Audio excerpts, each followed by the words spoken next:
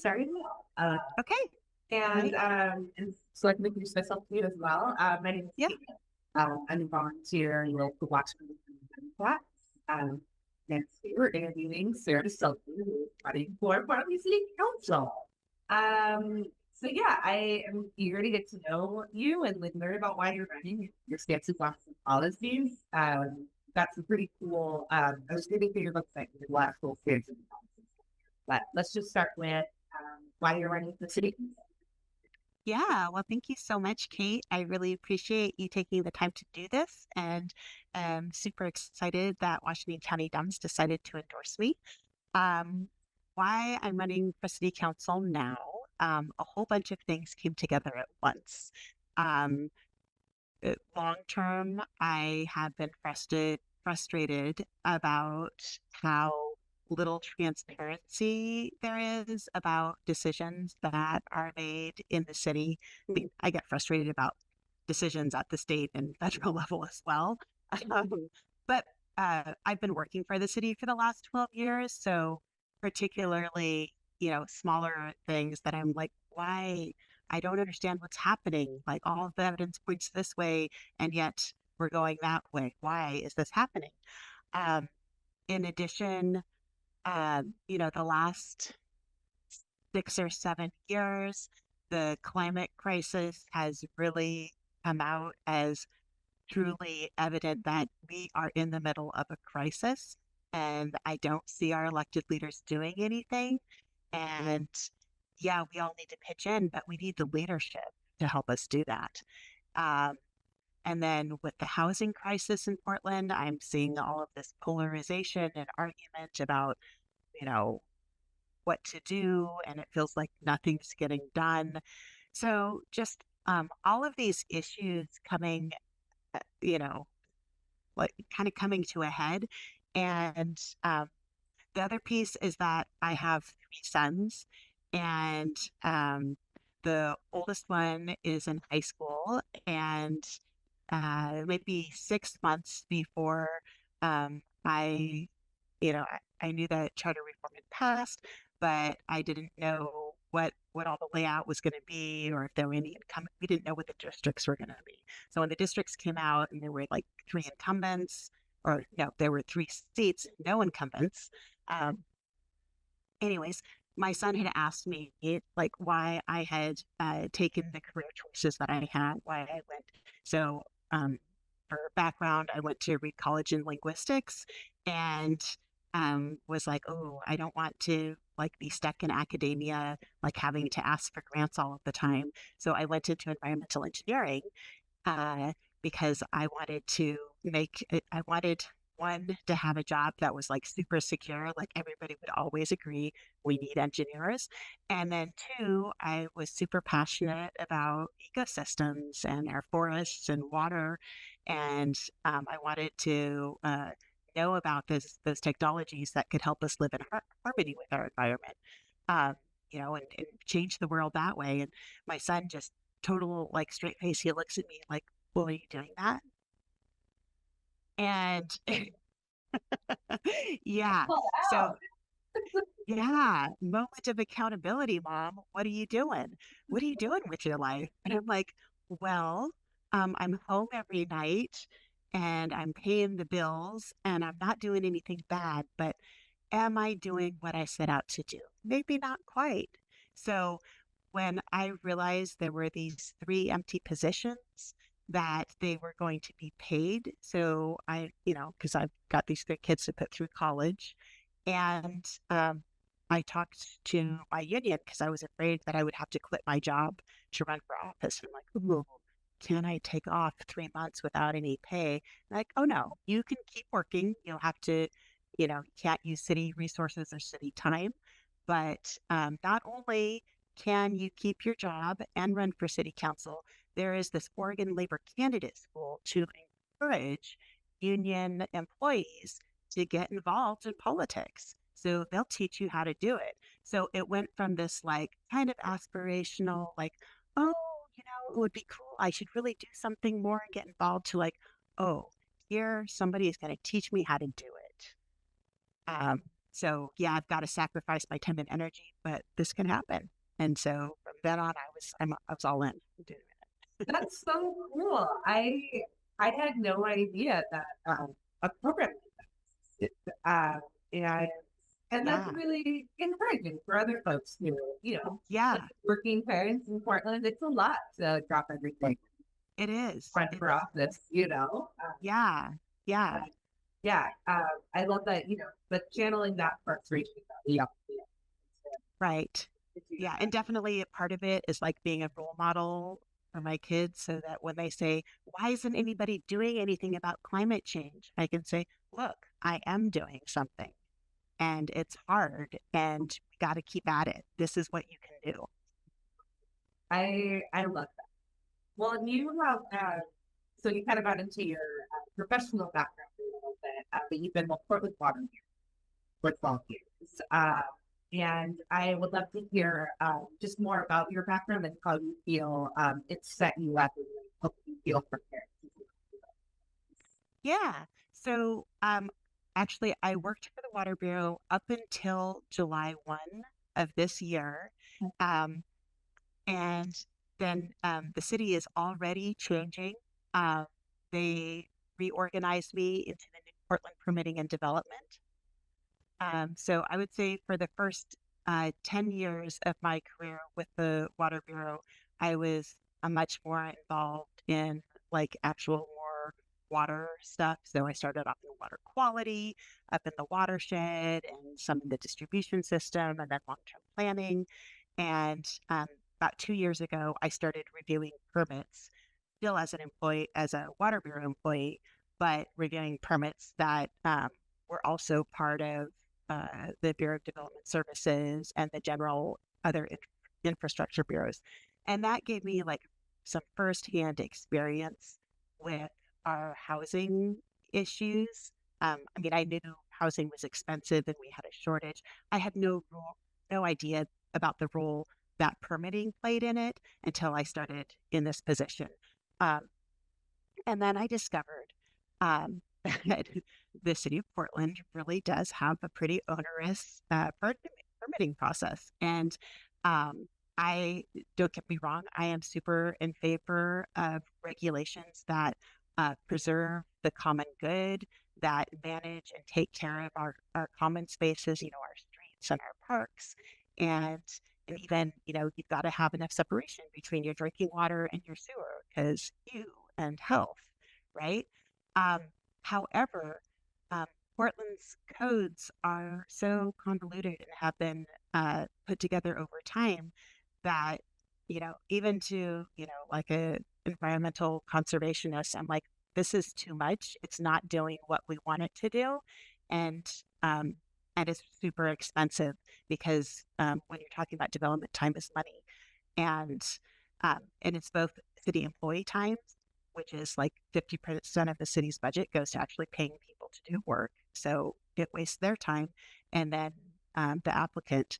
So, anyways, that's a big piece of the experience. The other thing is that I do have a PhD in environmental engineering.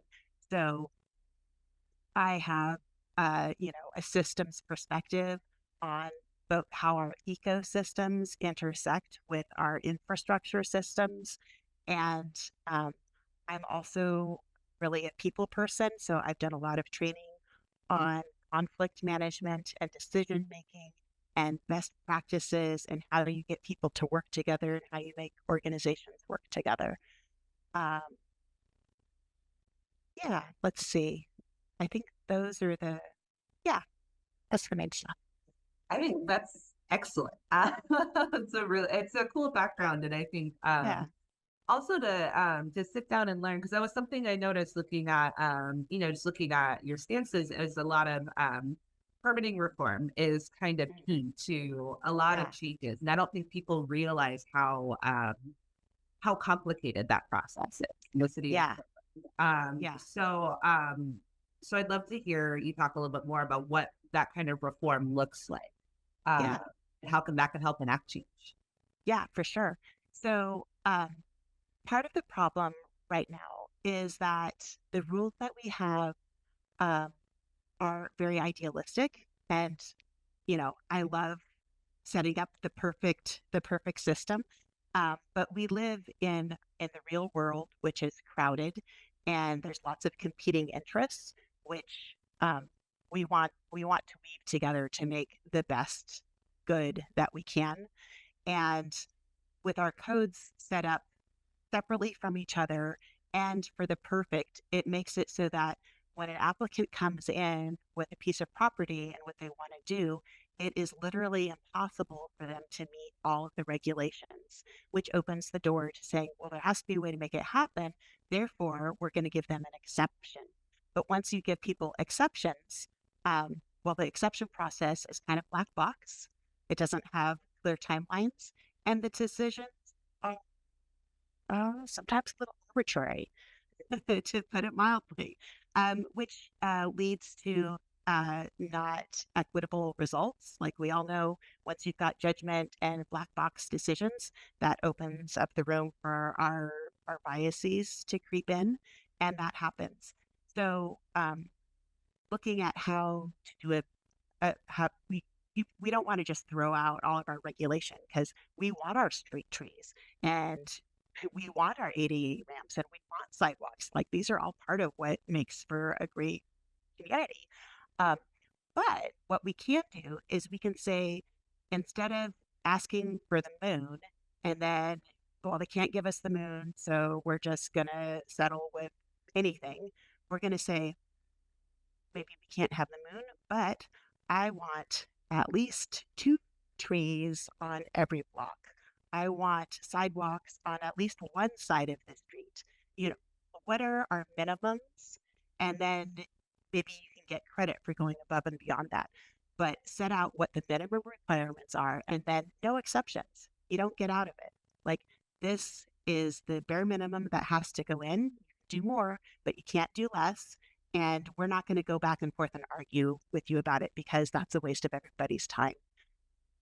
So that's a very simplified version of how it works. There's also some technology that we can do. Um, and there are other cities that have already improved their processes. So there's a lot, we don't have to go and reinvent the wheel to do this. People say, oh, it's going to be really hard. Can you get 12 people to agree? I have met most of the people running in all of the districts, and everybody agrees we need to reform permitting. None of the other folks actually work in permitting, so they're excited when I talk about specific things we can do. And they're like, yes, let's do that. So I think it's something we could really do. Totally. Well, and if you have that background, awesome that you can bring that to the table. As I think, probably every partner would agree, like lowering the barrier to access to be able to, Right. everything from business ownership to building homes, Right. which is we'll segue into my next question, which is around the houseless community. And one of your big points is Portland Street Response needs better Yes. funding. That'll ensure the safety of our houseless community. It'll just help keep the city safer across the board. And I would love to hear just a little bit more about how it's currently funded, and what sorts of changes do we need to make? Does that tie into that permitting? What changes do we need to make to ensure funding and access doesn't run unscrupulous? Yes. Yes. So part of the challenge, well, there's a lot of challenges because it is a relatively innovative and new program. So it's not like fully established in Portland yet. It's kind of, we just started it in 2020. So, it's actually come a really long way in that time. Um, it has, I want to say, 10 or 11 million in funding right now. And I think 6.5 million of that is ongoing general fund money that we can assume we'll get next year. There's about 500,000 from cannabis tax that we would expect to continue getting. But there's another 3.5 million that is one-time funds, and that's ARPA funds and opioid settlement monies, which is good use of those monies, but that's not going to be available next year. So, and at its current funding level, it is not operating citywide and it's not operating 24/7. And the 24/7 piece is critical because that makes us eligible for federal Medicaid funds to offset some of the expenses of it. So I'm not going to pretend to be an expert on the program, so I don't know what the long-term funding level is to make it so that are operating 24/7 and citywide so that we're making the most of it. Um, but I do know that some of that will be offset from federal monies.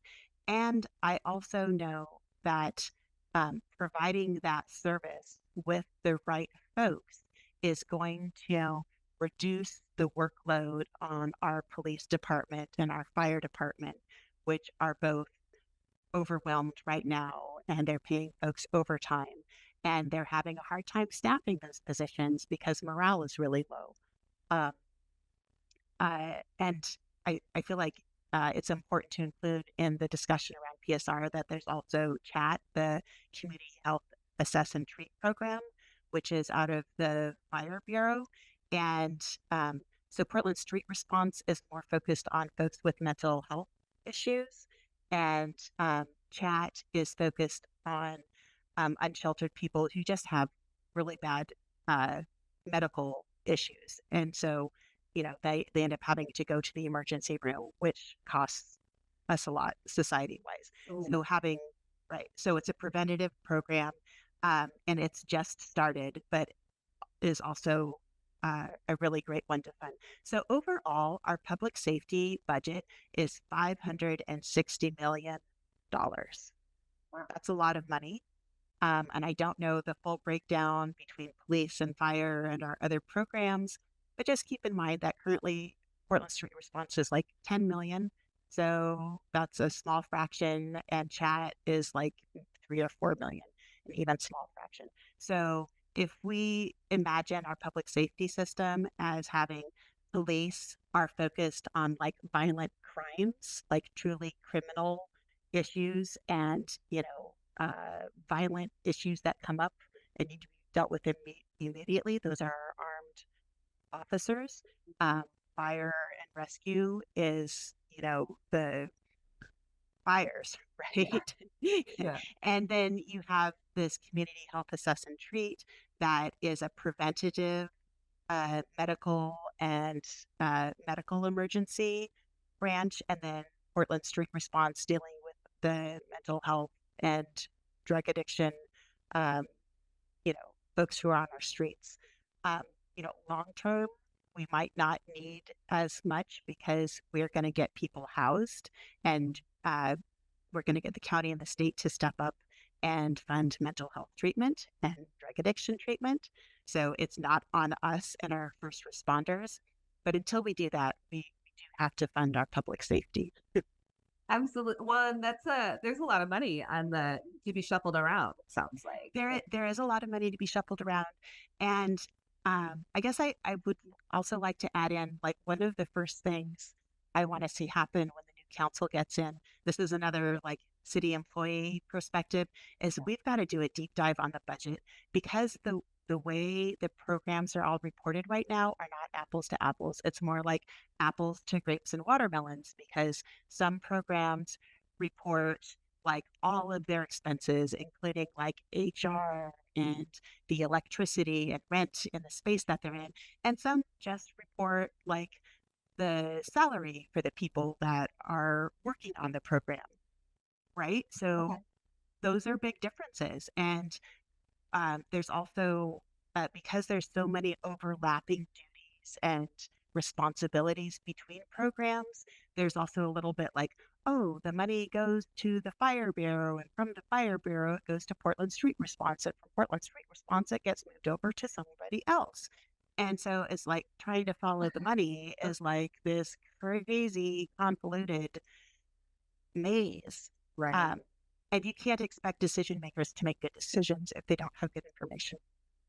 Excuse me, I've got it. No, that's one. You also can't like the constituents want to be able to understand the process too, because that's what's so frustrating as a voter is, like we're expected to be informed on these things, which like, well, I have no idea how this works anyway. So I love the idea of like, let's just make this straightforward, like for city council's sake, because it doesn't need to be more complicated. but also for voters so that they can actually Yeah. understand like where their votes are going and also where their money is going. Yeah, That too. definitely. I mean, when I started running, I was like, I should really, get up to speed on the city budget. Why don't I go and read it? Well, it's over 500 pages. Whoa, that's a Yeah. Yeah. lot. It's Yikes. really wild. Yeah, maybe. Yeah, I'm eager to see what changes come there because Yeah. that's yeah, that's complicated. All right, I have another kind of policy question, and this one is a little geeky because I'm a dragon boater in Portland, so I'm very familiar with Ross Island and like paddling around that area. And I did notice a lot of environmental statements on your website, so I had to ask.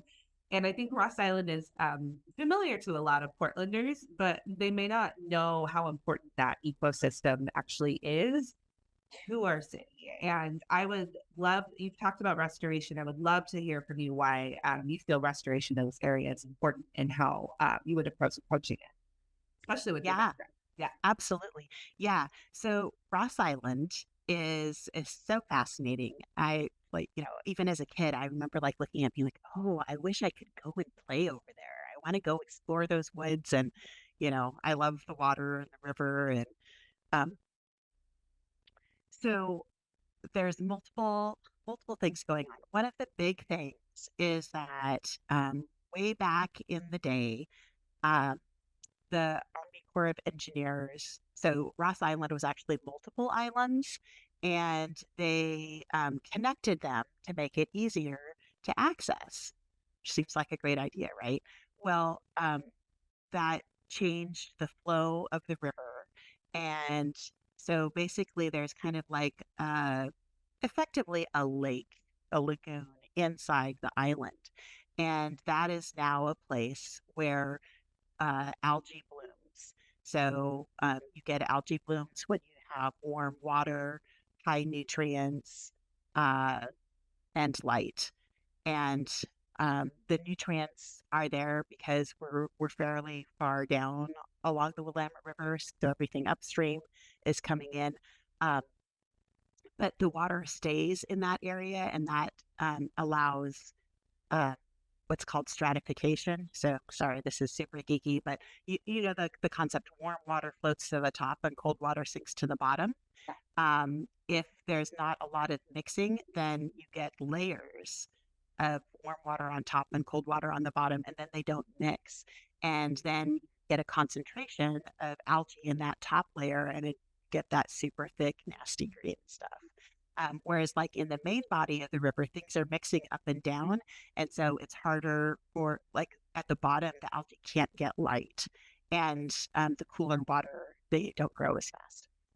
So um, there's an OSU researcher who's done a lot of work looking at the Ross Island.